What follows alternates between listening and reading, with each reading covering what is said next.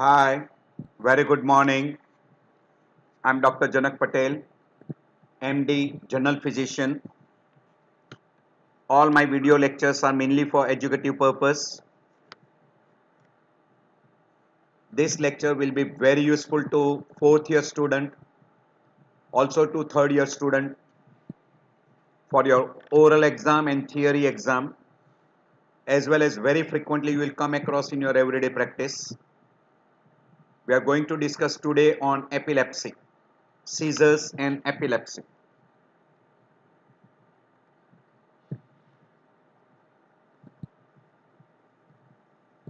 So how you approach when you see a patient with seizure or with epilepsy. We'll be discussing under different headings how you suspect, how you approach, what is a differential diagnosis, what is the treatment and complications. Now to understand what is seizure, first you should understand what is happening in a normal brain. In a normal brain, there is continuously electrical activity which is going on in a brain, and this is very nicely balanced. In a single neuron, normally or a small group of neurons will send a signal to accomplish a task or what we call as order and then stop firing. This is what is happening in a normal neurons. What is seizure? Seizure is when an abnormal, excessive, uncontrolled electrical activity which temporarily interrupts with a normal brain function. Means suddenly there is an abnormal discharge of an excessive synchronized electrical impulse which are discharged from our neurons, and that will result into what we call as a seizures. Every brain has got potential to seize, means every brain can produce seizures, but not that every one who has a seizure has epilepsy. Means all seizures are not epilepsy. It can be non-epileptic seizures also, and these non-epileptic seizures are usually because of what we call the metabolic disorders like hypoglycemia, electrolyte imbalance, alcohol withdrawal, withdrawal of drugs, or we call pseudo seizures. Now what exactly do you mean by seizures? Seizures means is a time limited, so it remains for a very short period. As it remains for a very short period, it is paroxysmal event, and that is resulting from sudden, abnormal, involuntary, or we call uncontrolled, means it is uncontrolled by a normal neuron. So it is a sudden, abnormal, uncontrolled, dysrhythmic neuronal discharge from the brain, that is neuronal cells from the brain, and that will result into either motor activity or sensory response or autonomic symptoms and signs or psychic symptoms we call behavior changes, or even I should have added altered level of consciousness. By and large, the seizures are usually unpredictable or we call unprovoked, and they last for less than 5 minutes and they stop spontaneously. There are other names given to seizures. Now we utilize only word seizures, but there were previously other words like convulsions, ictus, event, spell, fits, attacks, etc. But now the word utilized is seizures.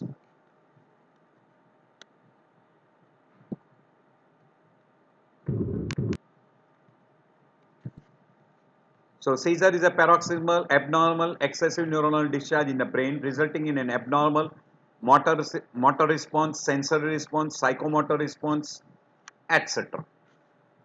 So there is a difference between seizures and epilepsy.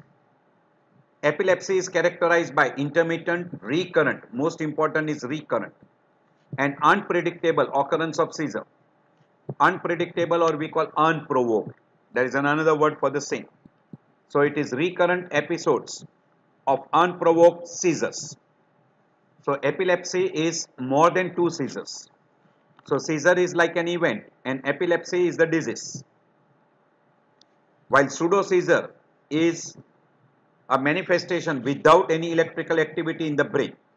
So electrical activity in the brain is absent and usually we use a second name is called hysteria. There is another term which is being commonly utilized is epileptic syndromes.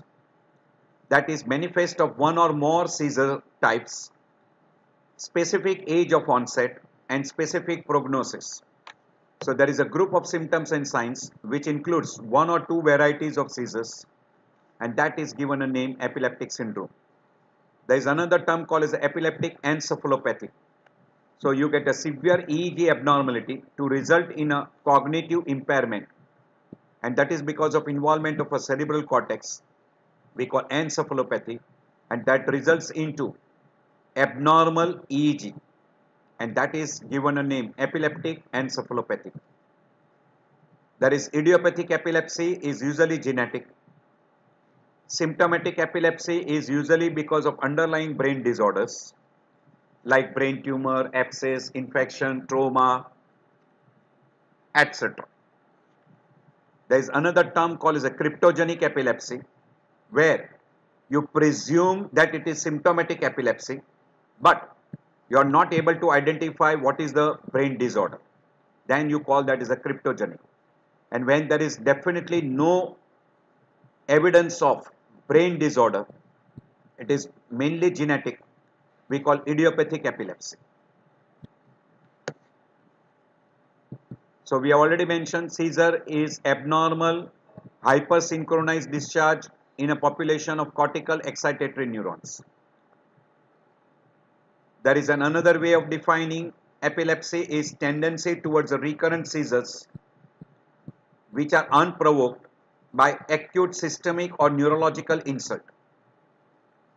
Whenever there is a neurological insult and acute, it is usually labeled as an acute epilepsy. The old definition was if there are two or more unprovoked seizures, it was labeled as epilepsy.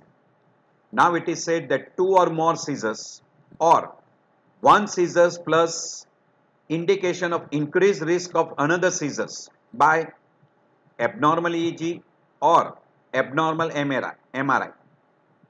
And there is a presence of other risk factors. And clinically, we generally treat with medications. This is labeled as epilepsy. Indirectly, epilepsy is a seizure disorder. And diagnosis of epilepsy indicates that person is at the risk of recurrent seizures. It does not indicate any particular etiology because we are not able to identify the cause of that seizure. Does not indicate, as we cannot find out the etiology, we cannot mention the prognosis. So it does not indicate the prognosis. And there are many different types of epilepsy. There are different spectrums of effect. So this is the difference between seizures and epilepsy. So indirectly, seizure is spontaneous, uncontrolled, abnormal brain activity. While status epilepticus is seizure which is lasting for more than 20 to 30 minutes or there are multiple seizures frequent enough to prevent a recovery time or recovery between the two episodes and it is lasting for more than 20 to 30 minutes. While epilepsy is tendency to have a spontaneous, uncontrolled, abnormal brain activity resulting into recurrent seizures. That is labeled as epilepsy.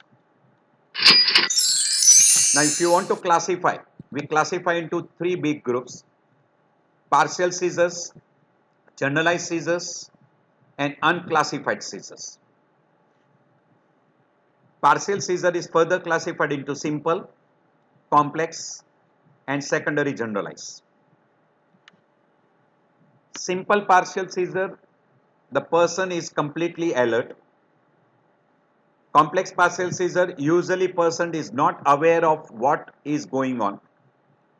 And secondary generalized means to start with either it is simple partial or it is complex partial and becomes generalized.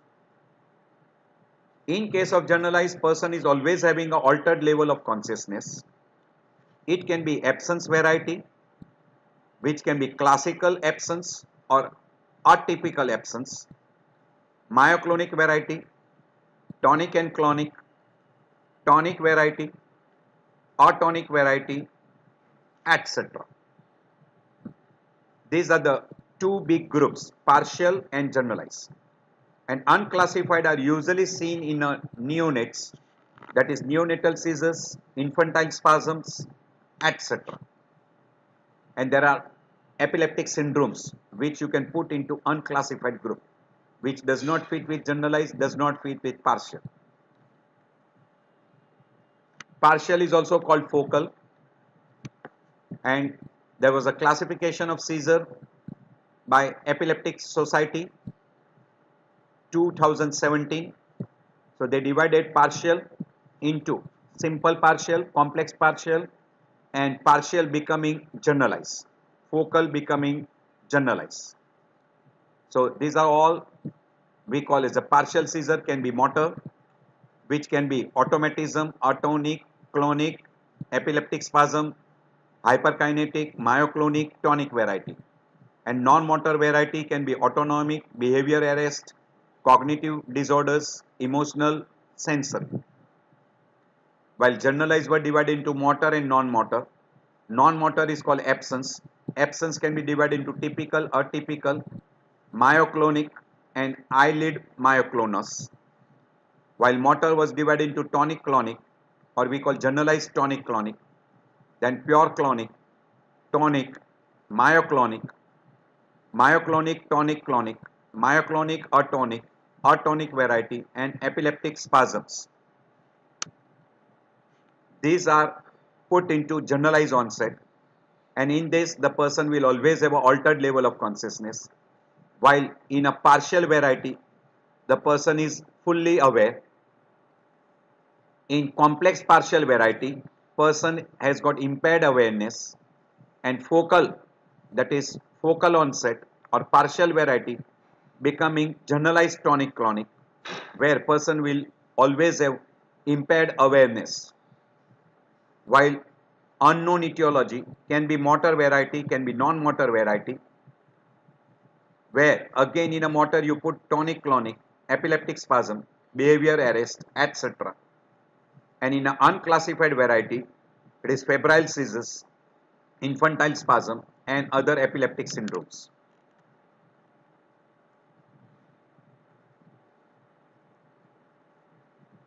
So in partial variety, consciousness is impaired when person either gets a complex group or it becomes generalized tonic clonic.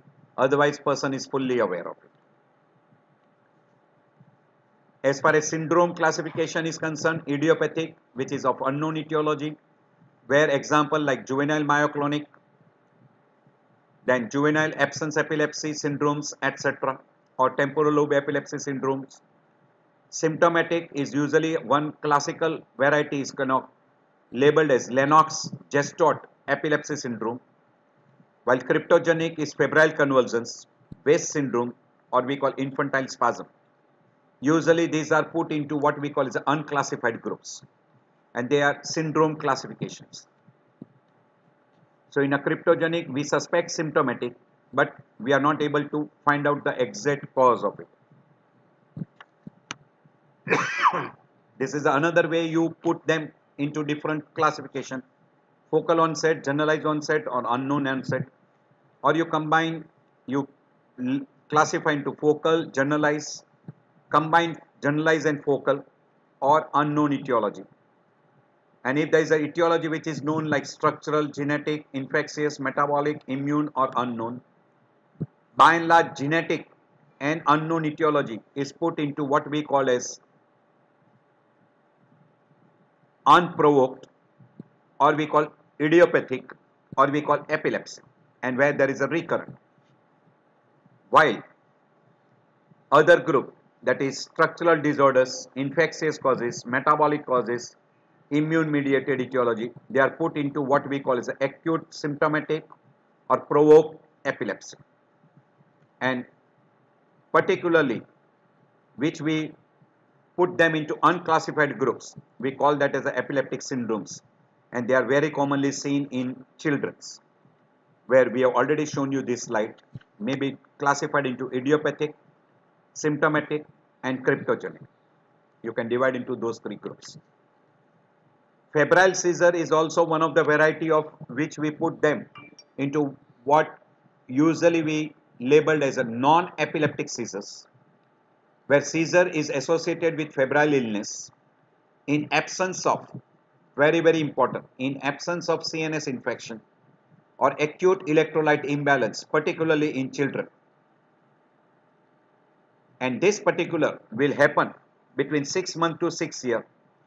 It is usually precipitated by fever from infection or inflammation or metabolic disorder which is outside the CNS, where brain is absolutely normal.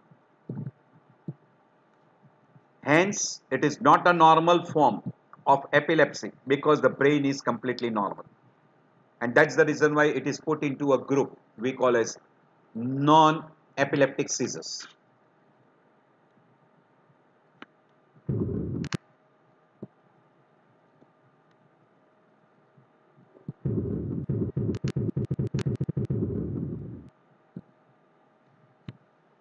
Now there is another which is not ideally a seizure.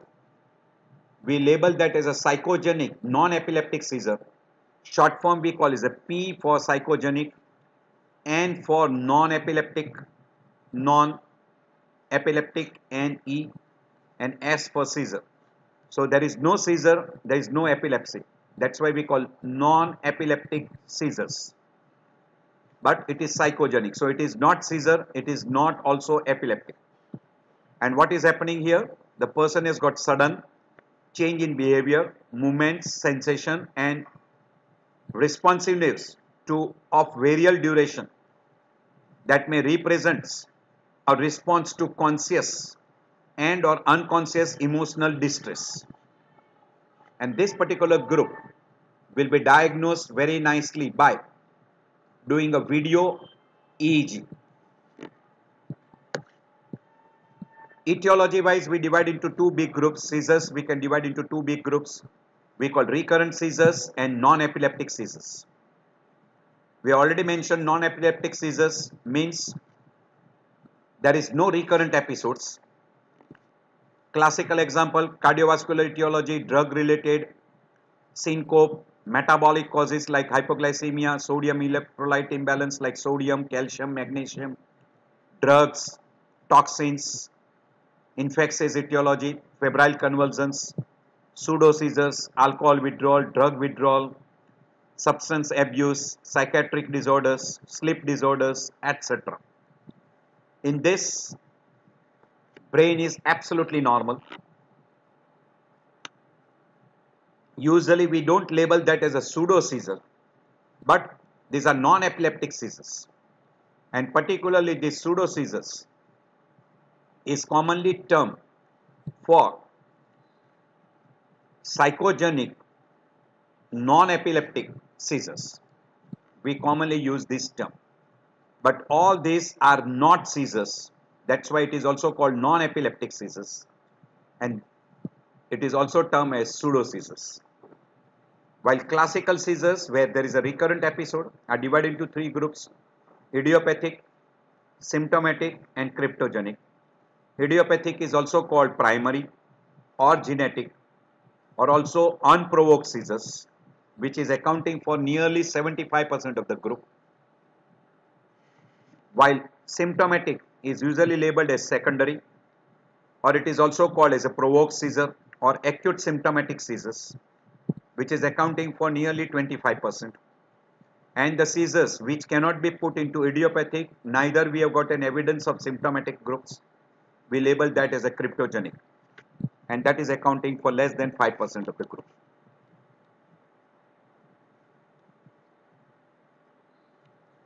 So idiopathic, cryptogenic, secondary. Idiopathic can be primary, unprovoked, or secondary can be provoked or we call symptomatic, and we label that secondary as also acute symptomatic or provoked variety.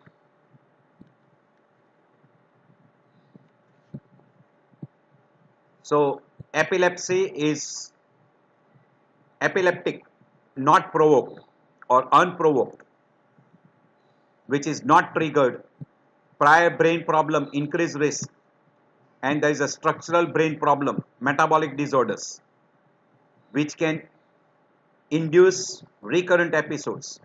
We call it unprovoked. It is also called as there are some precipitating stimuli, and this is also labeled as a reflex seizures. While non-epileptic, which is triggered or provoked, and this particularly is provoked or triggered by head injury, infections, brain tumors, hypoxia, chemical imbalance, etc.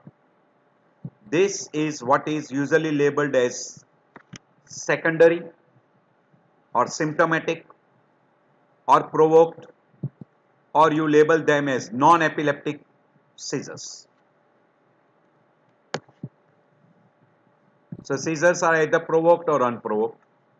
Unprovoked are usually idiopathic or primary, which can be triggered by certain provoking factors like hypoglycemia, hyperglycemia, hyponatremia, hypocalcemia, magnesium, alcohol withdrawal, mental stress, acute neurological insult like infection, stroke, trauma, or maybe drug toxicity, withdrawal, insomnia, bright light, sounds, anxiety, high grade fevers, etc. While provoked or secondary occurs in the setting of persistent brain pathology, and that is given a name provoked seizure, or we call secondary seizures or acute symptomatic seizures. These are the different terms which are very commonly utilized, and you can see here 75% of the time it is idiopathic, while 25% are because of either hypoxia, drug or alcohol withdrawal, neoplasm, congenital disorders, head injury, cerebrovascular stroke, infections, etc. Some of the precipitating factors for reflex seizures, we usually label that as a photo.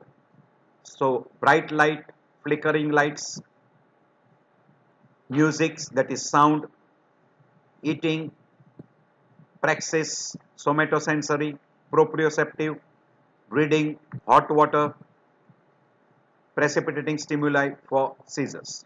These are all precipitating stimuli for seizures. So you can divide them etiology into idiopathic, genetic or hereditary, developmental abnormalities, brain lesions like intracranial lesions, tumors, abscess, neurocystocercosis, hemorrhage, birth trauma or head injury, infection like meningitis, tuberculoma, encephalitis, SLE, metabolic disorders like hypoglycemia, hypocalcemia, hyperpyrexia, B6 deficiency, sudden drug withdrawal like alcohol, barbiturates, others, etc. Out of which these two, that is idiopathic and genetic, will come into a group we call as a primary group, or we call idiopathic or unknown etiology, while all these other, that is brain lesions, brain injury, infection, metabolic, drug withdrawal, etc., will come into what we call as a symptomatic group or secondary group. There are some conditions which can produce sudden onset of seizures like trauma, encephalitis, drug, birth trauma, withdrawal from depression drugs, tumor, high-grade fever, hypoglycemia, acidosis, alkalosis, hyponatremia, hypocalcemia, etc. This will be all in secondary groups. And when we don't know the cause, but still it is acute, we call that as a idiopathic. So there is another way of dividing: hereditary, head injury, brain tumor, poisoning, infection, maternal injury, this group, that is head trauma, tumor, poisoning or toxin, infection and maternal injury, will come into secondary group, while hereditary will come into what we call as a idiopathic group. So idiopathic is almost going for nearly what we can call as close to 75%, while vascular, trauma, tumor, degenerative disorders, infection, etc., that will come to what we usually call 25%. So 66 plus this idiopathic group and congenital groups, they will be accounting for what we call as hereditary. Secondary will be we divide into intracranial and extracranial groups. We already mentioned head trauma, sorry, this should be M, head trauma, stroke, vascular malformation, tumor, abscess, meningitis, encephalitis, and one big group we call it the idiopathic. This should not be in a secondary. Idiopathic will come in a primary group. While extracranial, very frequently we call them as a precipitating factor or symptomatic. Hyperglycemia, hyponatremia, hyper and hyponatremia, hypocalcemia, uremia, hepatic encephalopathy, severe hypoxia, hypothermia, febrile seizures, drug overdose or withdrawal like alcohol and other drugs. This is von Recklinghausen disease, we call as a neurofibromatosis, multiple neurofibromatosis. You can divide into vascular, infection, toxins, AV malformation, metabolic causes, or multiple sclerosis, idiopathic neoplasm and stress. It is called vitamins. If you want to remember that way, or any way you can remember in any particular pattern.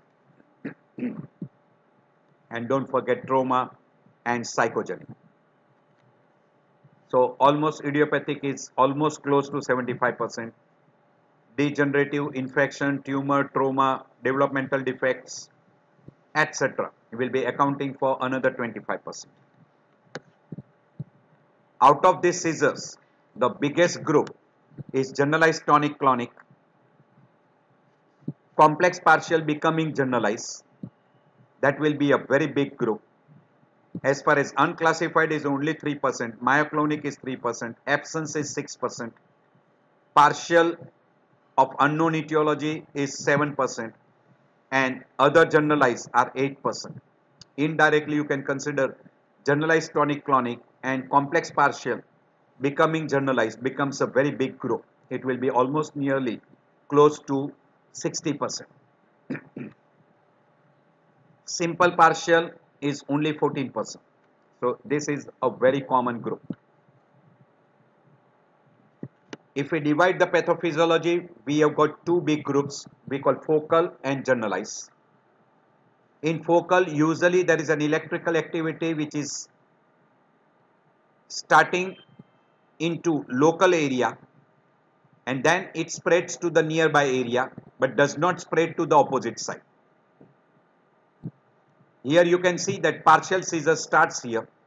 It is spreading to nearby area and it is crossing via corpus callosum to opposite side. So this partial is becoming generalized. So it has become secondary generalized. While primary generalized usually will be simultaneously bilateral, both cerebral cortex being stimulated. Then we call that as a primary generalized. And secondary generalized usually partial either becoming generalized or complex partial becoming secondary generalized.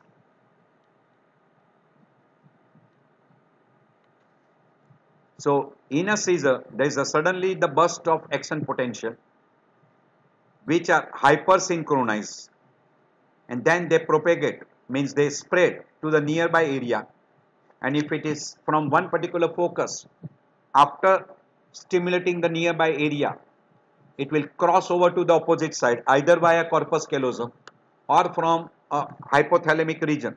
You can see here from thalamic region to the opposite side.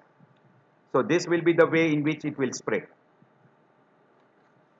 And the cause of hyperexcitable is because of increased excitatory input which is by glutamate or there is a voltage channel which will stimulate the neurons either by calcium or sodium influx, or there is a decreased activity of a GABA which is inhibitory. So inhibition goes away, so excitatory factor will take over and you will have hyperexcitable neurons. Now we go into different clinical features of each groups. It is a very long topic. I'll try to cover up as much as possible. We have mentioned regarding this classification, so I'll skip over this particular. So simple partial, complex partial and secondary generalized consciousness will be impaired, and also in a generalized consciousness will be impaired. Now what is the peculiarity of this? In this particular group, that is generalized tonic-clonic variety, there is a grand mal epilepsy. It is also known as a grand mal epilepsy, or we call short form we call GTC, generalized tonic-clonic.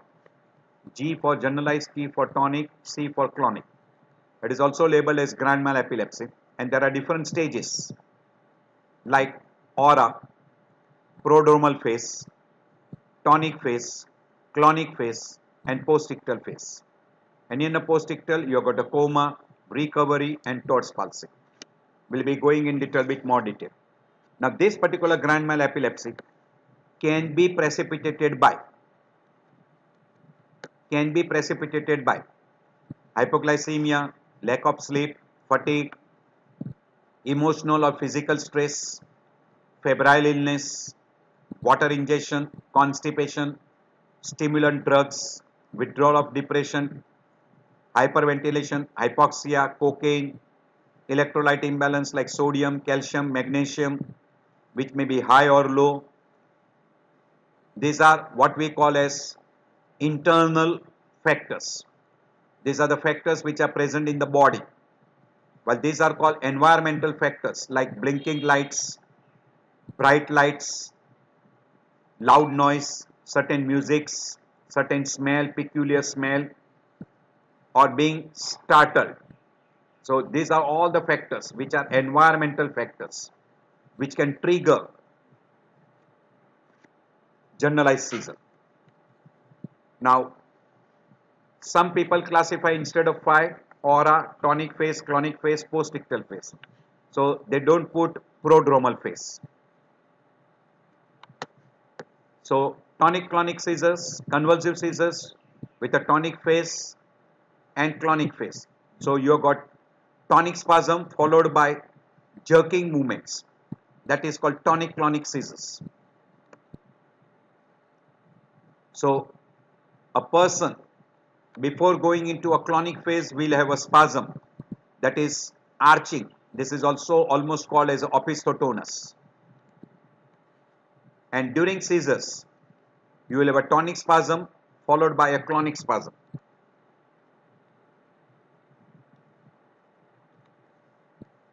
During this particular phase, before this phase starts, person will have a prodromal phase and aura, which will be of sudden onset and then followed or may be triggered by certain factors. We already mentioned regarding those factors.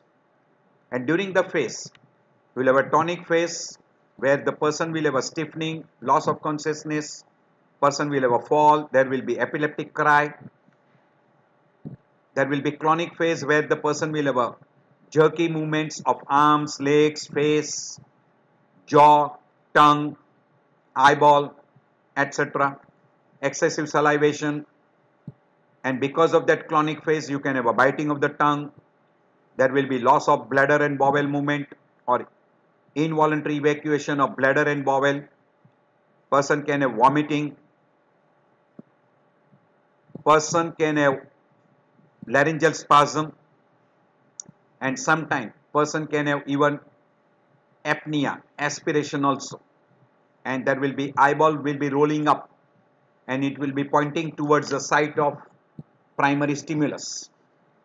And once the person gets epilepsy over, he will go into what we call the postictal phase, in which person will be drowsy, confused, agitated, and he might have a persistence of neurological signs for short period. We call that as a Todd's palsy. So usually it will start with the aura, but before the aura, person will have a prodromal phase. We'll be discussing regarding that. In a aura, usually it will be lasting for few seconds. Most common aura is a visual aura. Second aura is auditory aura, where person gets a typical hallucination, or may have a gustatory aura, or sometimes maybe sensory aura. So usually in a visual aura, person will have a flickering lights, bright lights, circles in front of the eye in the form of hallucination. In auditory aura, the person will complain of the sound which are not existing. So he will have a auditory hallucinations, or maybe an abnormal taste in the oral cavity, peculiar taste in the oral cavity, or maybe even olfactory aura in the form of a abnormal smell. Very, very rarely it may be with sensory aura, depending upon which area the primary focus starts or electrical impulse starts. This aura will be followed by a tonic phase, which will be usually lasting for 15 to 20 seconds, very rarely for a minute, where because of a tonic spasm and already the person will lose the consciousness. So person will be unconscious, so he will have a fall, and there will be continuous spasm of the muscle, which will be lasting for 15 to 20 seconds, not more than a minute or so, where there will be spasm of the larynx, or we call vocal cord, and simultaneously there is a contraction of different muscles like diaphragm, intercostal muscle, abdominal muscle, so that will produce a typical epileptic cry. And that particular is a phase, and in that phase you can have a hypertonic phase, which will be 5 to 15 seconds, where extreme muscular rigidity, and during that phase person can have a head injury, can have a injury to the arms, legs, etc. Then person goes into a phase we call as a tonic and clonic phase, which is lasting for 30 to 60 seconds, maybe 2 or 3 minutes, where there is an alternate contraction and relaxation. During this alternate contraction and relaxation, there is a jerky movement of the upper limb, lower limb, neck, head, jaw. As the jaw contracts and relaxes, there is simultaneously tongue movements. So there will be chances of tongue bite, lip bites, lip injury, cheek injury, bleeding, and this bleeding can be aspirated and person can get aspiration complications. At the same time, there is excessive salivation, frothing in the mouth, and this can be also aspirated. Because of spasm of abdominal muscle, person can have vomiting, and that vomit can be also aspirated. So person can have aspiration complication secondary due to bleeding, excessive salivation, which will produce froth in the mouth, and vomitus. That is a major complication which can occur, and person can have a aspiration complication in the form of respiratory complications. Because of contraction of abdominal muscle, person can have an involuntary evacuation of bladder and bowel.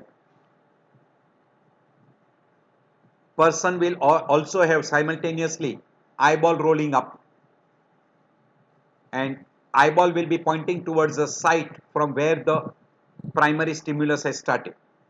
So it will be pointing towards the site from where the stimulus is started.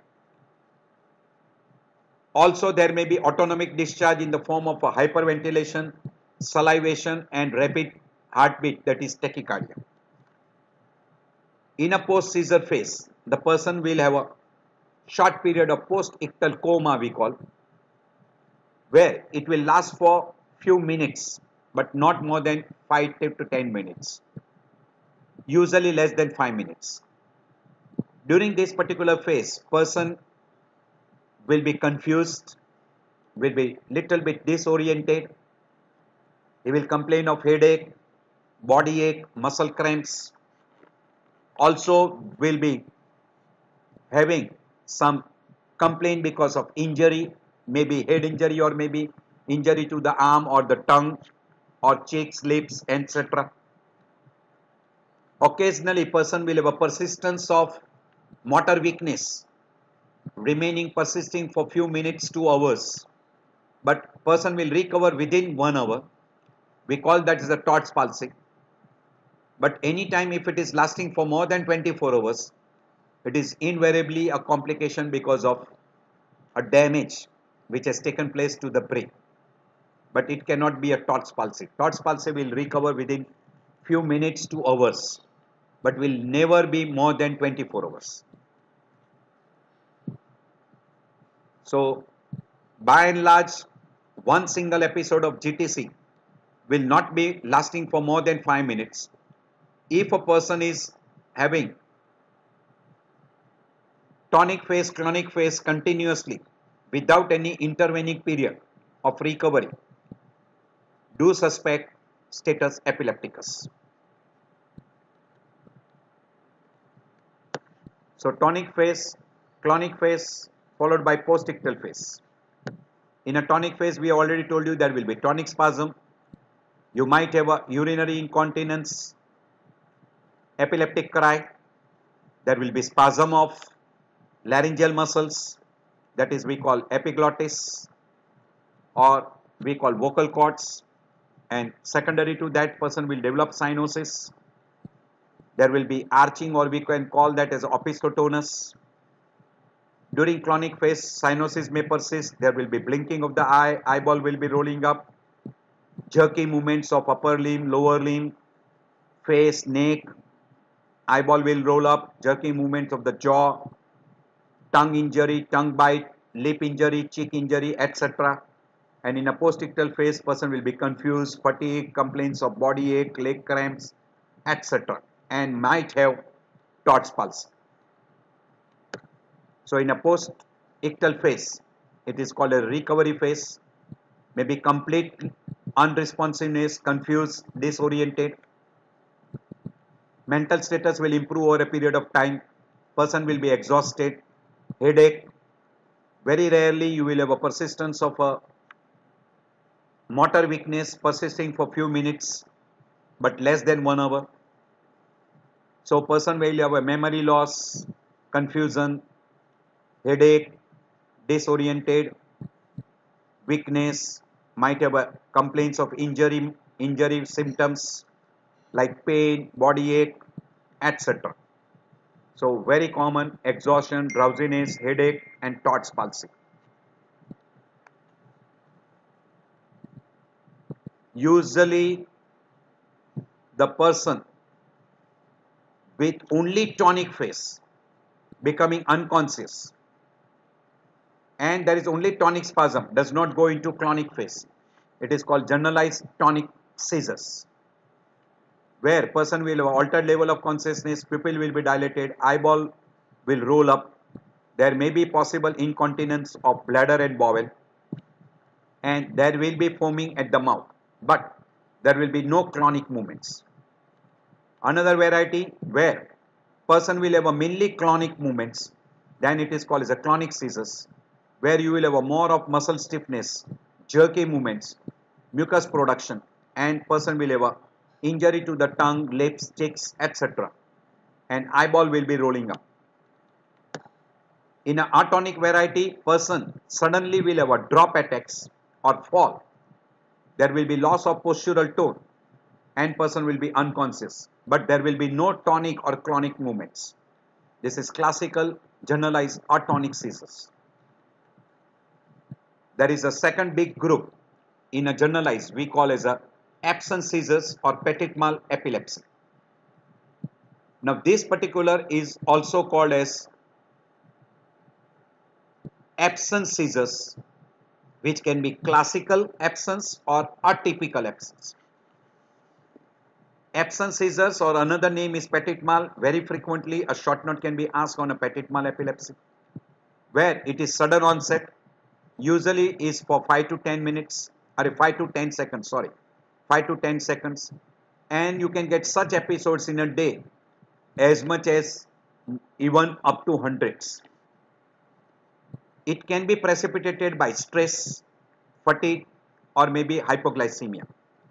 Another name given for this is a daydreaming, because during this particular episode, person might have a stare look, which is a very characteristic.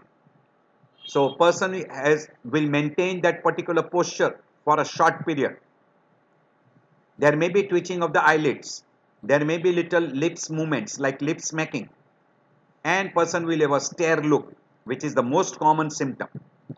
And within few seconds, by and large it is 5 to 10 seconds, person will recover. He will not ever drop attacks. He will not fall down, but he will not be aware of what has happened.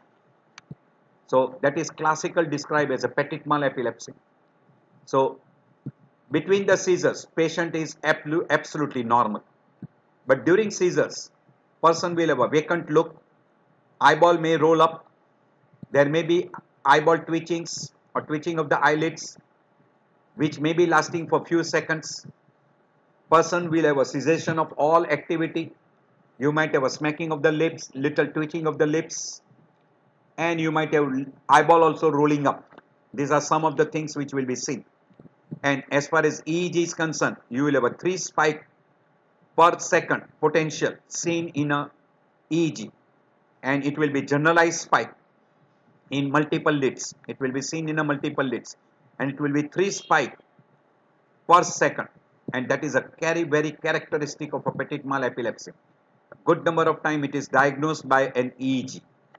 So if EEG shows 3 spike per second in multiple leads, we will call that as absence seizures or petit mal epilepsy.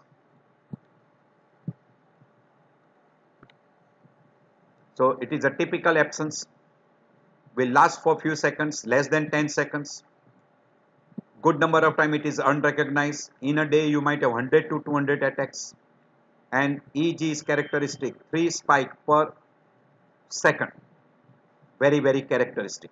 And we have mentioned what happens during that episodes. Person will have a classical, what we call as a stare look, with little amount of motor movements of eyelids, maybe of face, lips, etc. There is another variety which comes in a generalized seizure is myoclonic seizures. This is very commonly seen in children. Very rarely it is seen in adult. It is a movement disorders where person is awake or when he goes to sleep. It can be stimulated by touch or visual stimulus. It may be symmetrical, means maybe bilateral spasm, or maybe only in one side or only in one limb. By and large, there is no altered level of consciousness. It is sudden, shocking like involuntary movements. Dropping things is very common, and it is very common in children. 90% of individuals who have got syncopal history, this particular group will have very frequently syncopal history available. So suddenly there will be jerky movements of arms. So whatever is there in the arm will be dropped down. You can have a jerky movement of the head and neck, and you will be able to see suddenly there will be a spikes, 3 to 6 spikes, we call polyspikes in EEG, and this will soon occur after awakening, means after the person gets up it will be, and very frequently you will have a chromosomal 6 abnormality. This is genetic. It is labeled as myoclonic seizures. Now we come to what we call as a second big group, we call as a simple partial seizures. Simple partial means it is localized to one area of a brain. Depending upon which area you will get symptoms and signs. So it is also called as focal seizures or partial seizures. Simple partial may be only with aura or maybe with symptoms maybe sensory, maybe motor, maybe psychogenic, or maybe even pure simple aura. In this particular group, person will never have altered level of consciousness. Means person will remain fully conscious. But when it becomes complex partial, by and large the person will have a loss of consciousness. And from that, either simple directly becomes generalized seizures, we call secondary generalized, or simple partial becomes complex partial and then becomes generalized seizures. Then we call as a secondary generalized seizures, which will be classical tonic-clonic seizures, and there will be altered level of consciousness. That will be accounting for nearly 70%, while complex partial is accounting for 20%. So focal seizures can be motor activity, eyeball movement, behavior disorders, etc. Suddenly person can complain of pain in abdomen, mood changes, suddenly can have behavior problems, choking sensation, person can have a pain in abdomen, etc. So person in simple partial seizures can have somatosensory symptoms like tingling, numbness of contralateral limbs, face or the side of the body, and this will be remaining for few seconds only, or may have a visual symptoms in the form of a flashes, bright lights, scotomas, or may have a sound aura, or we call auditory aura, in the form of a ringing sound, or may have focal motor when it is affecting the frontal lobe area, and in that person can have tonic and clonic movement of one limb, and if it is starting from one area and remains on unilateral side, it is also labeled as marching epilepsy, or we call as Jacksonian epilepsy.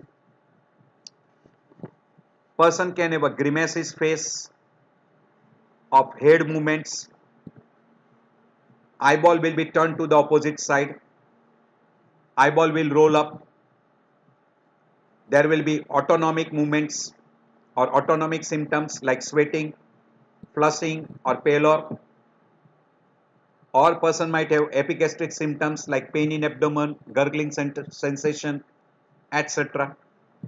And you will have a, in EEG, you will have a focal electrical disturbances in some of the area, not in all leads, not in generalized, it will be in some of the areas only. So this will be very peculiar, we call it a simple partial seizures. So simple partial seizures can be divided into motor, sensory or psychogenic. In motor, maybe jerky movements or tonic spasm like muscle rigidity, or there may be movements of the head, person is fully conscious. In sensory, person can have a visual aura, auditory aura, gustatory aura or somatosensory. And in psychogenic, emotional and memory disturbances. While in complex partial, the person will begin with one part of the brain, will be spreading to the another part of the brain. Person will have a post-ictal symptoms. There will be aura phase with autonomic movements, excessive emotions, and patient will not remember when the episode is over. And this will lead to generalized tonic-clonic seizures. And invariably person will be unconscious. This is described as a complex partial. So simple partial can become complex partial, and simple partial can become directly generalized tonic-clonic before becoming a complex partial. So in Jacksonian epilepsy, it is a part of a partial epilepsy where there is a spreading of the seizure movements, that is motor movements, starting from one limb to that side face and to the lower limb, but does not cross over to the opposite side. Person will have a tonic and clonic together, or clonic movements to begin with, and then becoming clonic tonic and again clonic. Usually, classical Jacksonian march is a rare. Reverse Jacksonian march may occur in reverse manner, means starting from center, spreading towards periphery. By and large, it is remaining for 20 to 30 seconds only. There may be an abdominal muscle contraction, very rarely, and Jacksonian march may become generalized tonic-clonic seizures. We have already mentioned a Todd's palsy. Very frequently, it is seen in a person with a GTC. In a postictal phase, you will have, for a short duration period, there will be a motor paralysis or motor involvement which will be remaining in one part of the body, which will be recovering on its own within 1 hour, but never lasting for more than 24 hours. That we call as a Todd's palsy. Partial seizure can be somatosensory, visual, auditory, can be also in the form of a vertigo, olfactory hallucination, gustatory hallucination, or visceral. Any one of these presentation. These are all what we call as a somatosensory seizures. So you can have motor seizures in the form of Jacksonian, and you can have a somatosensory. In a complex partial seizure, usually there is an impairment of consciousness. There will be alteration in a cognitive functions. Person will have a dream-like state, blank look, vacant expression. There are two phenomena which are being described is called deja vu or jema vu phenomena. And person might have even a fear look. Person can have an auditory hallucination or visual hallucination, quite common, or occasionally olfactory hallucination. During this particular seizure, person can have a psychomotor symptoms in the form of chewing, motor movements, wetting lips, picking up clothes, etc. That's why it is also called as a psychomotor epilepsy. Or person can also complain of dysphagia. These are some of the peculiar presentation in a complex partial seizure, and person is not aware of what has happened. So this is complex partial, and later on, or it can become generalized tonic-clonic. So by and large, in a frontal lobe area and temporal lobe area, you will have, we call temporal lobe epilepsy. That's why it is good number of time labeled as a temporal lobe epilepsy. So in a frontotemporal lobe, you will have electrical activity seen in an EEG. That will be very peculiar. So also known as a psychomotor or temporal lobe epilepsy. Also some people label frontotemporal lobe epilepsy.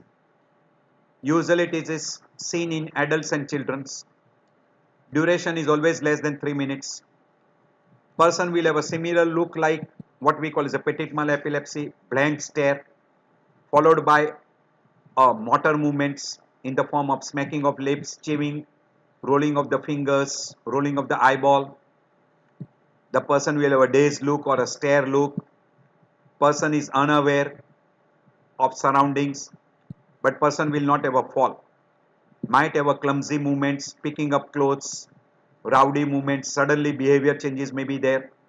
Person may be violent, hostile, aggressive. And in a postictal phase, person will be sleepy, complaints of headache, confusion, and that may remain for hours. And in an EEG, we have already mentioned, there will be focal activity seen in a frontotemporal lobe. You will get an electrical activity which may spread from one hemisphere to opposite hemisphere, and that will become generalized tonic-clonic. Good number of times this is mistaken for what we call as alcohol overdose or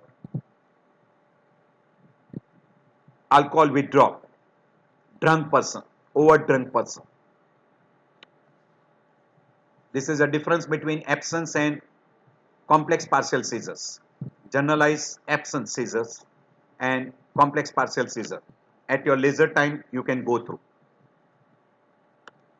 I'll be giving a little idea regarding febrile convulsions. Most commonly it is seen in children between, usually we say 6 months to 1.5 years. Person will have a history of fever. During that particular high grade fever, person will have a tonic and clonic movement, will not be more than 10 minutes and do not predispose to epilepsy. As far as management is concerned, like all acute complications, we call ABCD, airway, breathing, circulation, etc. Rule out underlying infections, treat that infection and reassure the patient person will recover. Risk factors, always it is commonly seen in children. It is atypical seizures. Good number of times there is a strong family history. There is always a chance of developmental delay, and sometimes you can have an abnormal neurological finding on examinations. We'll be having a separate lecture on status epilepticus and I already uploaded one on status epilepticus. You can go through. I'm just giving what is status epilepticus. It is a single seizures or back-to-back seizures, because normally a seizure will last for 5 minutes or less than 5 minutes. So back-to-back seizures without recovery, or we call without return of consciousness. And if this single seizure is lasting for more than 45 minutes, then you can label that as status epilepticus, or WHO definition wise more than 30 minutes, and working definition, because if it is more than 10 minutes, you should treat that as a status epilepticus. Don't wait for 30 minutes because it will produce complications. During this status epilepticus, person will have a tonic and clonic phase which is lasting for more than 5 minutes, more than 10 minutes or more than 30 minutes. You will label that as status epilepticus. So if a person is having a repeated seizures for more than 30 minutes or longer, that is status epilepticus. Now this status epilepticus can be convulsive variety or a non-convulsive variety. Non-convulsive variety is we call as a persistence of partial seizure lasting for more than 30 minutes.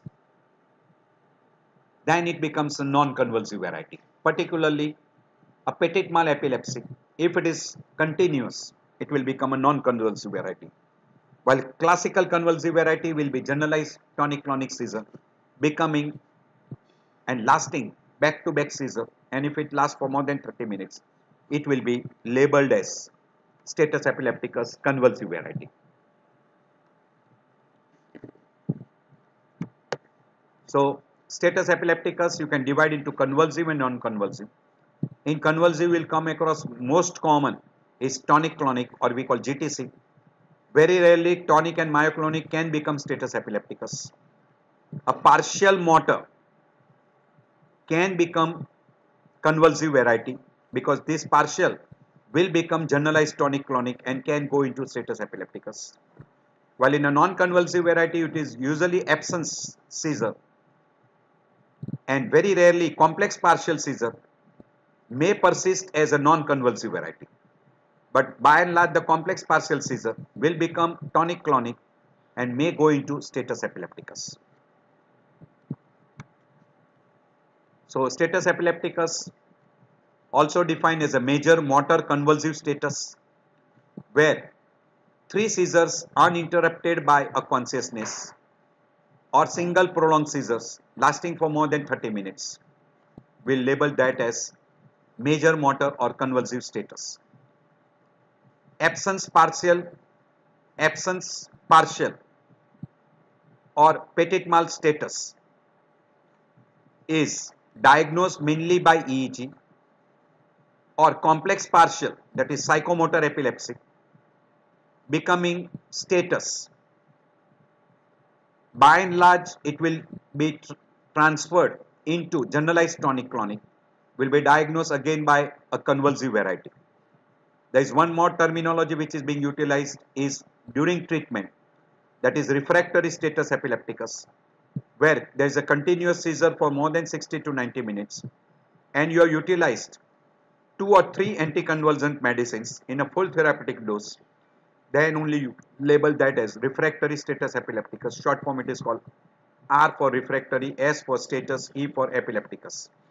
Then only you can label that as that particular. And very commonly a status epilepticus will be because of idiopathic or secondary. And this can be precipitated by hyperpyrexia, hypothermia, hypoglycemia, alcohol withdrawal or alcohol over ingestion, drugs, sudden withdrawal of certain drugs or sudden withdrawal of alcohol, occasionally by CNS infection, head injury, severe hypoxia or anoxia, sepsis, water and electrolyte imbalance may also precipitate status epilepticus. Refractory can be also precipitated by metabolic acidosis, electrolyte imbalance, hypoglycemia, infection, hypothermia, etc. Or even hypercarbia, pulmonary edema, renal failure, DIC, all these conditions can precipitate refractory status epilepticus. I am not going into detail, convulsive variety and non-convulsive variety I have already uploaded. At your leisure time you can go through. Now, how you approach to a person with epilepsy. We have given you all idea regarding all different varieties and all different terminology. Always history is a main important thing. So it is always mentioned. History, history and history. Along with history, you try to identify the provocating factor because there will be good number of time. We call precipitating factor or provocating factor or triggering factor. And you try to do a good physical examination to rule out secondary seizures. And then you go for a laboratory parameters to find out the triggering factors or etiology of secondary. And EEG is absolutely necessary to find out whether it is focal or generalized, and again which variety, whether it is pseudo seizures or true seizures, etc. It will be absolutely necessary. This is again a very good chart. Almost all seizures pattern is being mentioned, that is focal variety, generalized variety, in generalized, tonic-clonic, myoclonic or tonic variety, non-motor, that is absence seizure, what will be the EEG pattern, etc. is mentioned very nicely.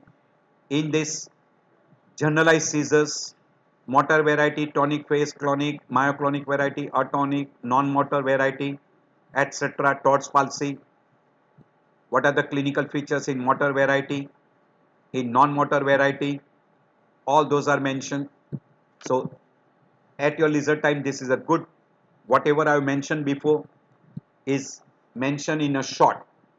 At your leisure time you can go through. Have a pause, look through, you will remember what we have mentioned before. We already mentioned that is psychogenic non-epileptic seizures will mimic like a convulsive seizures.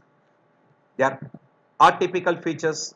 There will be thrashing movements which does not fit with any particular variety of a seizures or epilepsy. There will be arching posture, responsive during the event.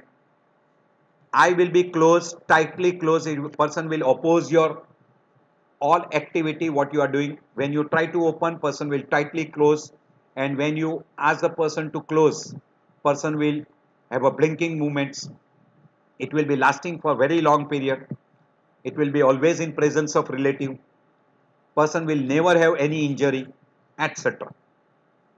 So appearance may often make it easy to suspect the nature of the event. So just having a good look at the type of the movements, you will be able to diagnose psychogenic non-epileptic seizures. There is another group which will mimic like what we call as a non-convulsive seizures. The person will have a stare look, we call motionless staring, eye closed, long duration, and may be difficult to distinguish from epileptic seizures. But here, the person will be aware of what has happened. While in a non-convulsive seizures, or non-convulsive status epilepticus. Person is not aware of it and person is unconscious. The most common cause of psychogenic is because of depression or anxiety disorder, post-traumatic stress disorder, personality disorders, etc. So always try to rule out psychogenic history or psychiatric disorders in that particular person.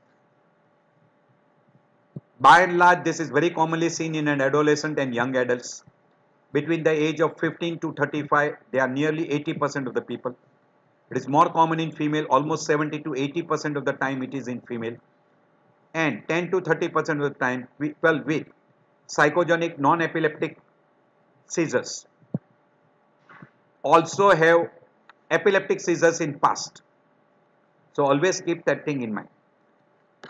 So reaching the diagnosis, you will have to have a video EEG which will confirm 100% whether it is epilepsy or it is non-epileptic seizures.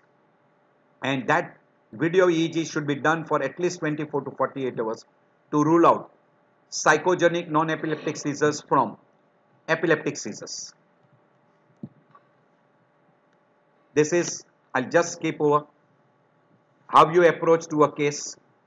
Always first investigation should be done depending upon what clinical you are suspecting.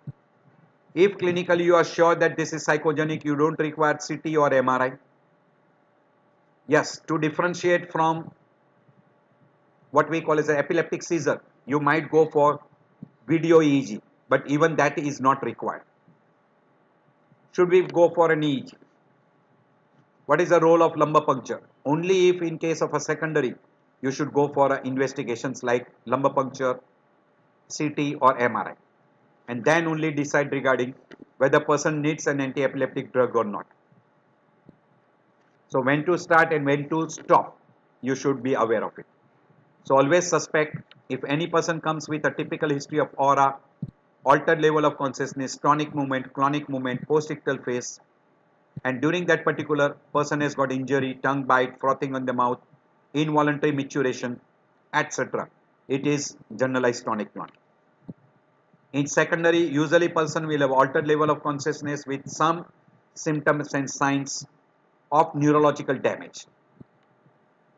Person will invariably have headache, vomiting, papilledema, history of head injury, meningitis, SOL, etc. There will be another variety where simple partial seizure, there is no altered level of consciousness, there is a focal involuntary movements. By and large, it will be temporal or complex partial seizures, or it is also labeled as a psychomotor epilepsy. There will be altered level of consciousness, there will be behavioral disturbances, and there will be motor disturbances. And that is labeled as temporal lobe epilepsy or frontotemporal lobe epilepsy or complex partial seizure or psychomotor epilepsy. So first always answer, is it seizure? Then it is provoked or unprovoked. Provoked is we call as idiopathic. Unprovoked is idiopathic and provoked is always secondary. Is it a first episode or it is a recurrent episode? If it is a recurrent episode, it is epilepsy. It is only first episode, always try to look for what we call as non-epileptic seizures. If it is recurrent, it is epilepsy. Then try to find out what type of epilepsy. It is focal or generalized.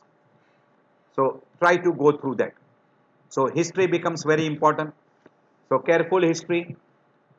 History may not be available from the patient. It may be available from the relatives or the person who has seen. It will be giving you a good answer. After a good history, good examination, neurological examination, EEG and MRI helps you to differentiate between seizure and non-epileptic seizures. Again in EEG, you can go for ambulatory EEG and you can go for a inpatient video EEG. That will be most useful to find out the type of epilepsy. So history, examination in laboratory to find out the precipitating factor or etiology. electrolyte imbalance, blood sugar, CBC, thyroid function test, liver function test, renal function test, lumbar puncture and CSF examination, and as far as radio imagination is concerned, CT and MRI, and EEG, which can be plain simple EEG, ambulatory or video EEG. All those can be useful. Yes, in some of the case, polysomnography may be of help to rule out obstructive sleep apnea. So physical examination is very useful. Go for a proper systematic examination. We already mentioned in history, vital data, general examination, CNS, and then investigation. All this we already mentioned. So history, physical examination, CNS, then laboratory test and EEG. Again in EEG we have mentioned EEG, ambulatory EEG and video EEG. So CT, MRI, functional MRI, PET scan, SPECT scan, etc. These are very useful tests in a secondary groups, not in a primary group. And neuropsychiatric tests should be done in a suspected psychogenic non-epileptic seizures. So EEG and video EEG is very useful to differentiate idiopathic epilepsy from other groups, while MRI, CT scan, etc. will be useful to rule out secondary etiology. So continuous EEG monitoring, or we call as a video EEG monitoring, is absolutely necessary to rule out type of epilepsy and differentiate epilepsy from psychogenic non-epileptic seizure or a non-epileptic seizure. So these are all repetitions. These are the different electrodes which are put over the skull, and you take the EEG, and depending upon which electrode shows you electrical activity, you can label that as focal or generalized, and depending upon the type of electrical activity, you can diagnose or pick up the different types of epilepsy. So there are different waves like delta wave, theta wave, alpha, beta and gamma waves, and depending upon that waves, I am not going into any details. Even I am not an expert in this EEG. So these are called alpha activity, this is beta activity, this is theta and this is delta. Depending upon the amplitude and duration, etc., you label them. So you can see here, in only one lead or these two leads, you are having an EEG abnormality, so this becomes a partial epilepsy, and it is seen in a parietal lobe, so it is a parietal lobe epilepsy. You can see this, all other are normal, so this is a parietal lobe seizures. While here you can see almost in all electrodes, all leads, you are having an abnormal electrical activity, so this is a generalized seizure. So depending upon that, you can identify, you can have single spike or multiple spike, polyspike, or sometimes you can have 3 spike in 1 second. It is classical of petit mal epilepsy. So go for those all. This is what you can see here. This is focal or localized, while here there is a lot of electrical activity in multiple leads. So this is more in favor of temporal lobe epilepsy. It is seen in a temporal lobe. This is seen more in a temporal lobe. So this is a temporal lobe epilepsy. This is in a left anterior temporal lobe. So these are focal epilepsy. You are seeing occasionally in 1 or 2 leads. You can see in 2 leads. This is 1 lead. Again here 2 leads only. All others are normal. While this is almost all leads. So this is generalized seizure. And when you see continuously for more than 10 minutes, it should be treated as status epilepticus. This is normal. You can see lot of electrical activity, abnormal. You can go for different types of MRI, make MRI scans. So there are different varieties of MRI scan you can go for. You can go for SPECT scan, PET scan, SPECT scan, etc. And after all those history, examination and investigation, you should be able to separate out idiopathic, cryptogenic, secondary, and also non-epileptic seizures and pseudo seizures. You should be able to differentiate those groups. So you should be also able to separate out seizure mimics like migraines, syncope, TIA, pseudo seizures, and certain movement disorders. You should be able to differentiate. Now, main important difference is between true seizures and pseudo seizures. This can be asked to you in your oral, very common, as well as in your theory. Difference between what we call as hysteria or we call pseudo seizures from true seizures. Resembles classical seizure is yes in a true seizures, while this does not resemble. It is a bizarre pattern. Tongue bite will be common in seizures, while it will be absent in case of pseudo seizures. Duration is usually less than 5 minutes, while this is a longer lasting. Post-ictal phase is always present in true seizures, while it is always absent in pseudo seizures. Injury will be always there in case of a true seizures, while it will never be present in a pseudo seizures. This will always occur in sleep, during sleep. Well, this will never occur in sleep. It will always occur in presence of some relatives, etc. Here always there is a precipitating factors. Precipitated by suggestion, no. Here there will be some precipitating factor like bright light, sounds, etc. Well, this pseudo seizures is very frequently precipitated by suggestions or by anxiety or by stress. EEG will be always abnormal in true seizures, while it will be absolutely normal in case of pseudo seizures. EEG after attacks will have a slow waves, while in a pseudo seizures no change. Prolactin level will be elevated in case of a true seizures, while there will be no change in a prolactin level in a pseudo seizures. Anti-epileptic drugs will suppress the seizures, while anti-epileptic drugs may worsen in case of pseudo seizures because you will have a side effects or toxic effect of anti-epileptic drugs. This is very commonly asked as a short note in your theory exam and in your oral can be asked. And you will come across in your everyday practice. So non-epileptic seizures and epileptic seizures, or we call it a pseudo seizures. This is also one of the difference we already mentioned before. So you can same thing you can go through. That is clinical features. Incontinence will be there. In case of epileptic seizures, tongue bite will be common, while in a non-epileptic seizures, usually it will be occasional. Post-ictal phase is not present in non-epileptic seizures, while it will be always in case of epileptic seizures. And you will have usually fluctuating features in non-epileptic seizures. The movements will not be typical, etc. In a non-epileptic seizures, it will be lasting for several minutes, while this will be always less than 5 minutes. So do go through this in detail. This is again psychogenic from true seizures. We have already shown you before. This is seizures from syncope. Again, this is another thing which you will be facing in your everyday practice. So seizures are always sudden, while in case of a syncope, it is always gradual. Seizures are for 2 to 5 minutes, while syncope is for few seconds.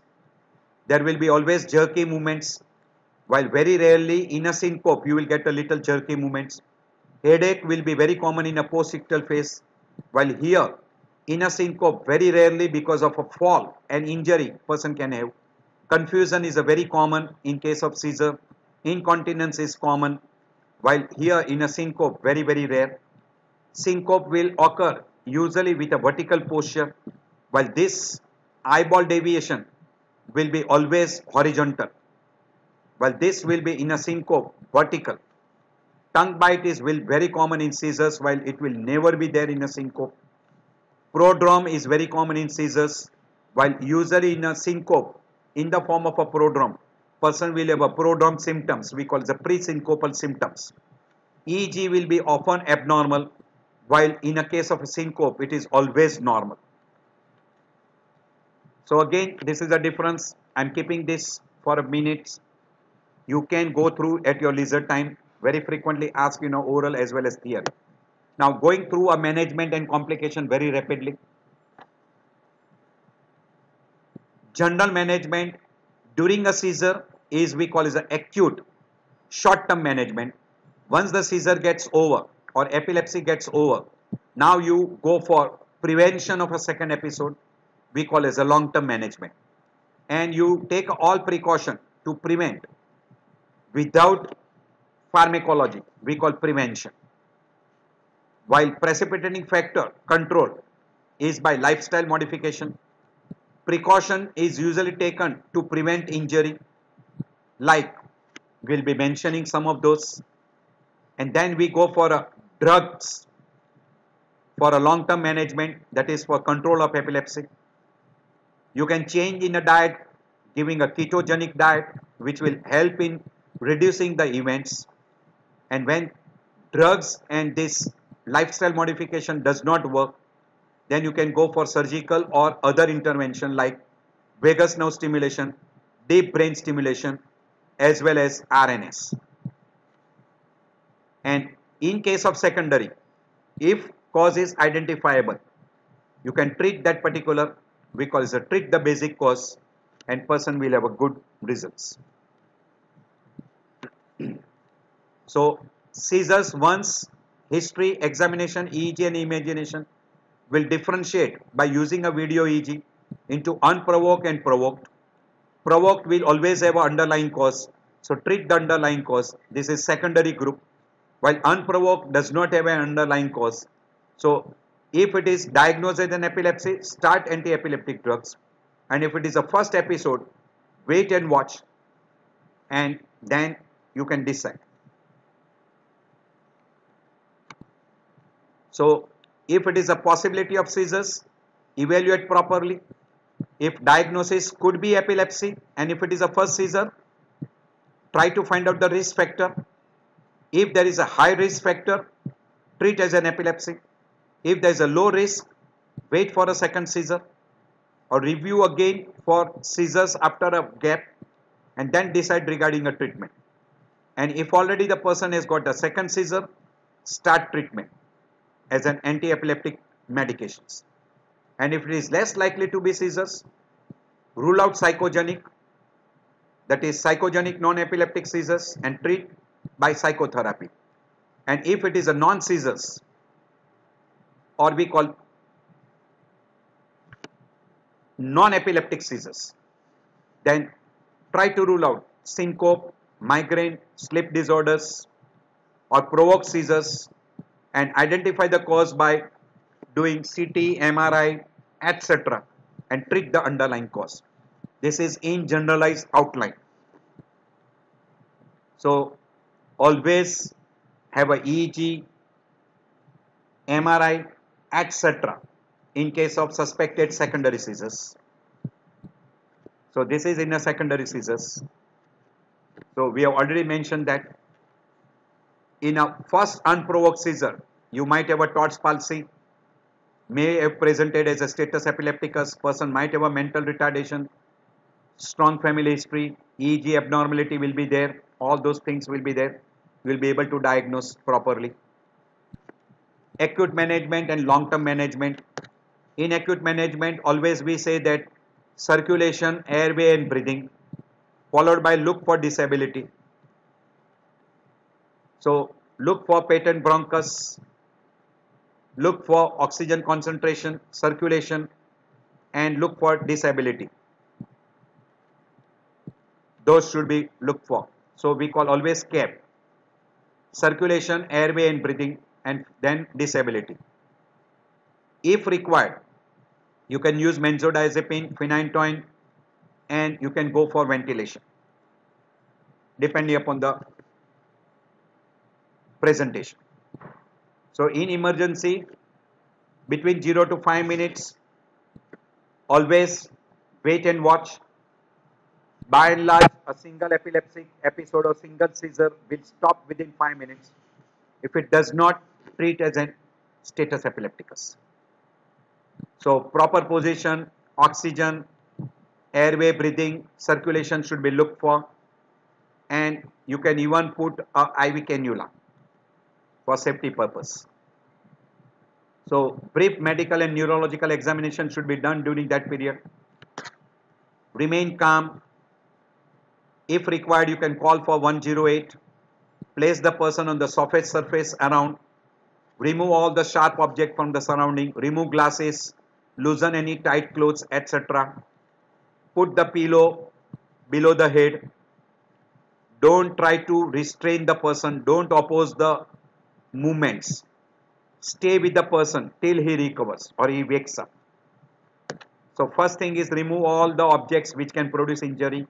Turn to one side. Have a pillow and below the head and stay with him. So loosen the clothes. Turn on one side. See that you don't put any sharp objects surrounding the person. Look for any evidence of prior seizures and put the person in a proper position. So cushion, loosen the neck or tighten tight clothes. Turn on one side. Nothing should be there in the mouth. Don't try to put anything in the mouth. Turn on the one side. Don't hold down. Let the seizure gets over, and if required, call for the help. So it is always said what not to do. Do not attempt to stop the seizure. Do not restrain the person. Do not force anything between the teeth and put anything in the mouth. Do not give the person anything to eat or drink until the person recovers fully. Do not put anything in the person's mouth. Do not restrain. Do not attempt to give oral anti-seizure medication. And if required, you can call for the help. That is by calling 108. And do not keep the person on the back face up. So in supine position, person should not be there. In a lateral position, it should be. So stay with the person. Person should be safe. Turn on one side. Do not put anything in the mouth. Do not restrain. And stay with the person still the person is fully awake. These are some of the important things. This should be the best position. So always keep all these things. This is what we call in emergency.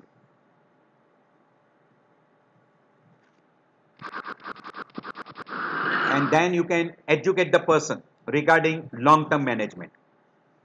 Avoid predisposing factor like fatigue, alcohol ingestion, emotional stress, flashing light, sound, miss meal, sleep, exercise, etc. For safety purpose, avoid working at heights with fire, swimming, etc.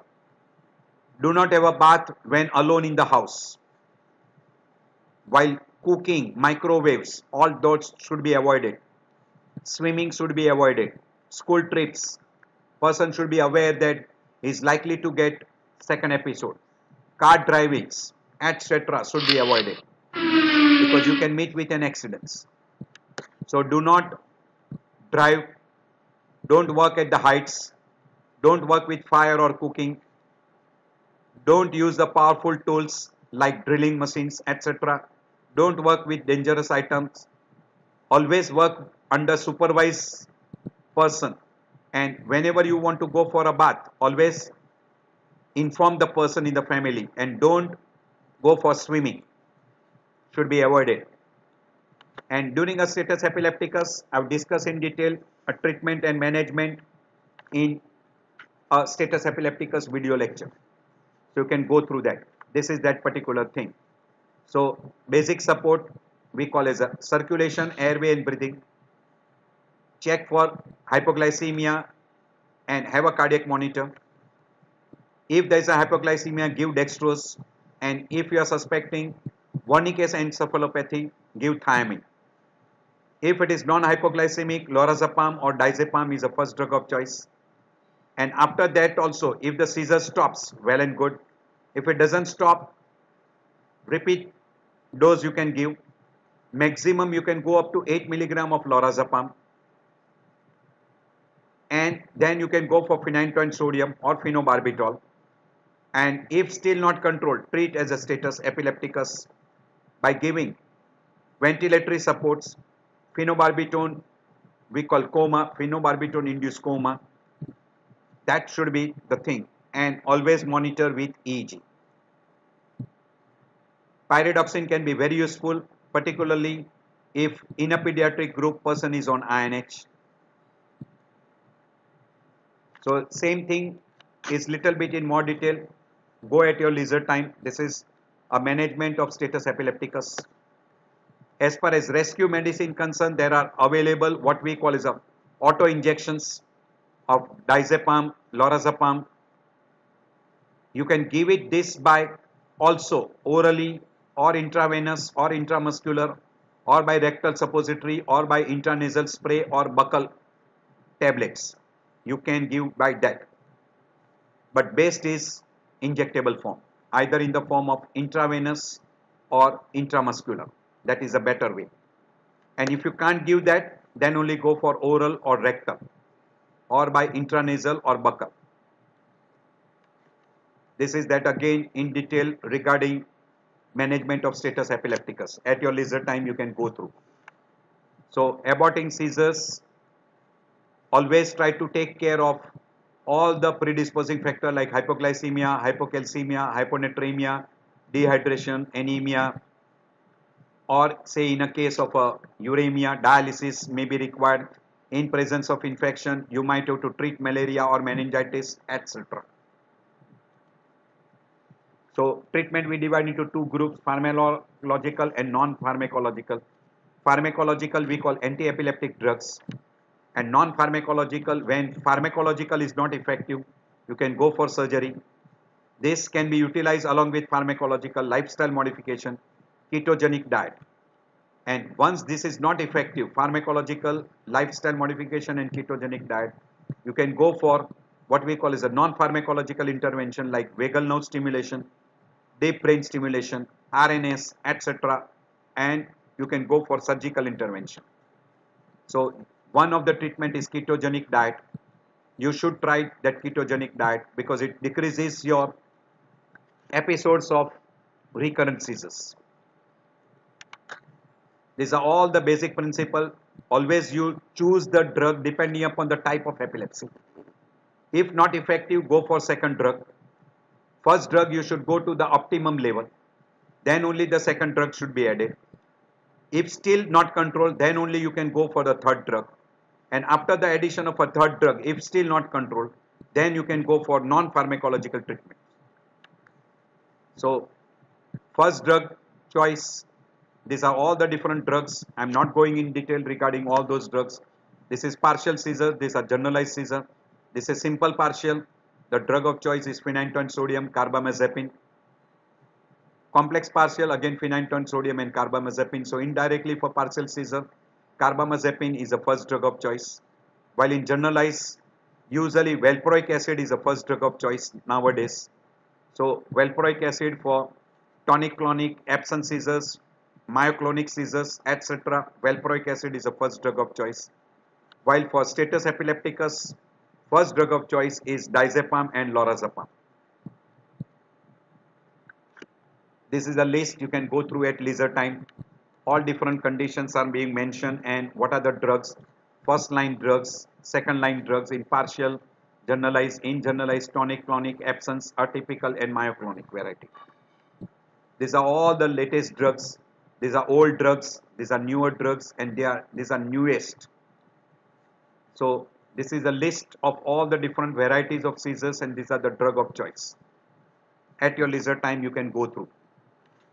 And this is how you approach that. Go for the first drug. If not effective, full therapeutic dose, then only you add the second drug, then only you add the third drug, and after that third drug, if still not responsive, then only you can go for what we call as surgical treatment. So this is a ketogenic diet. Then you can go for vagal nerve stimulation. This is for surgical procedure where you can go for frontal lobectomy, complete temporal lobectomy, amygdaloid hippocampal tuctomy, sensory cortex may be removed, or you can go for callosotomy. Corpus callosum is cut.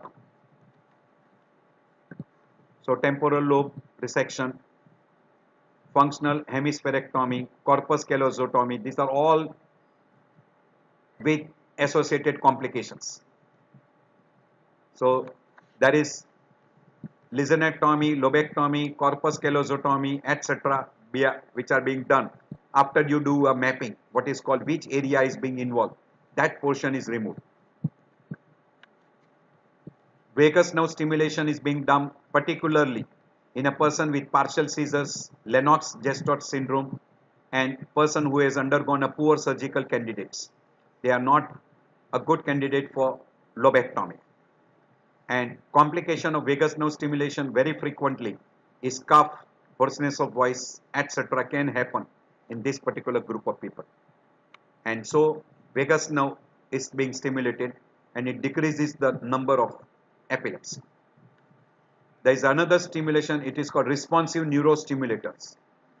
So this is another variety of mode of stimulation where electrode is put into a deeper part of the brain and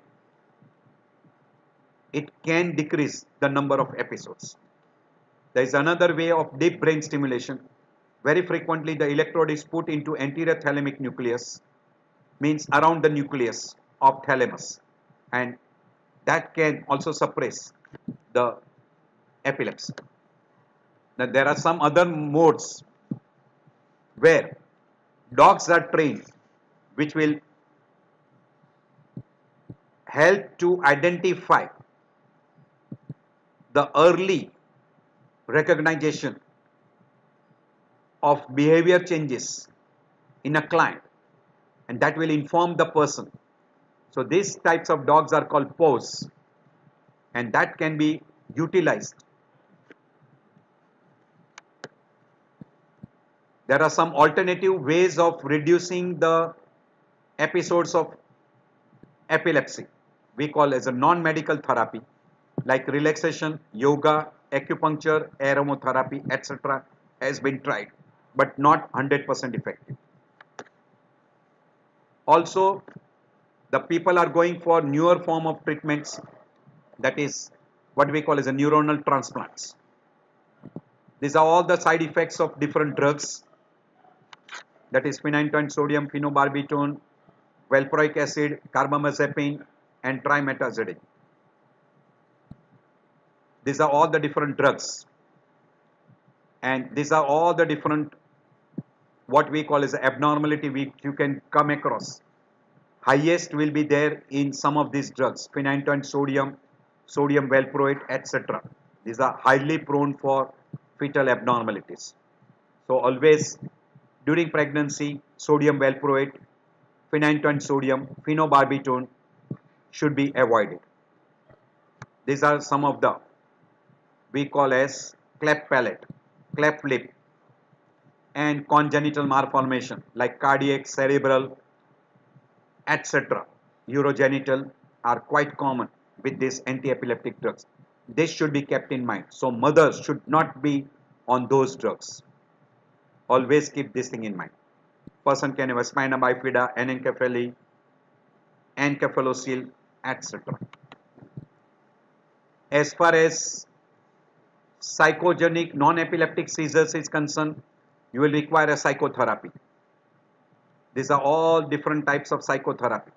So person should be subjected to psychiatrist. And anti-seizure medications are ineffective in this particular group. So always avoid that. And person should be referred to psychiatrist or neuropsychologist. As far as complication is concerned, the commonest complication is fall and injury, which can produce head injury, tongue bite, you can have a fall of a teeth, joint dislocation, lip injury, cheek injury, etc. And because of bleeding, aspiration, also excessive salivation, and even vomitus can be aspirated, and person can have hypoxic damage of the brain, and person can go into status epilepticus. Because of recurrent episodes, there is always a damage to the brain. Person can have a dementia. Accidental injury like drowning, fall from the height, roadside accidental injury, sharp object injury, electric current injury, fire injury, etc. can happen.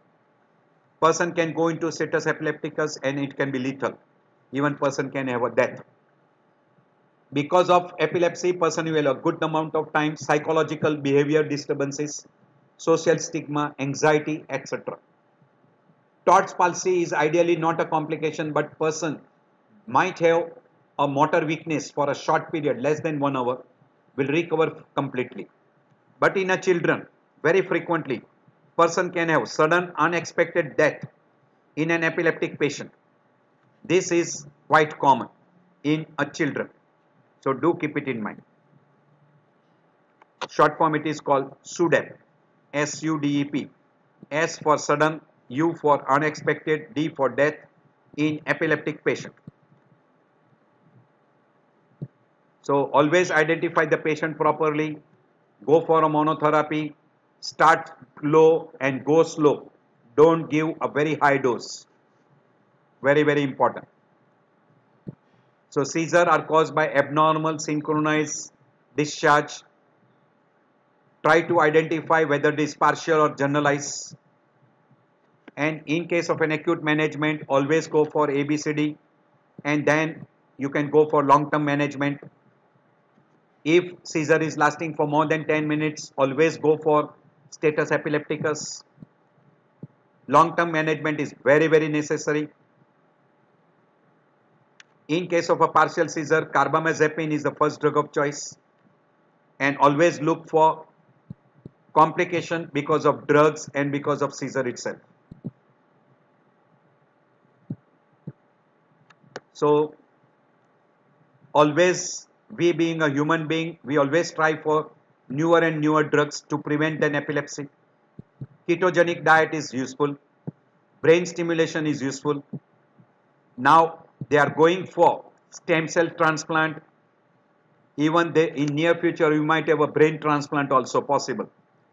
And they also go for gamma knife surgery. So I end my lecture here. I thank you all for taking out time.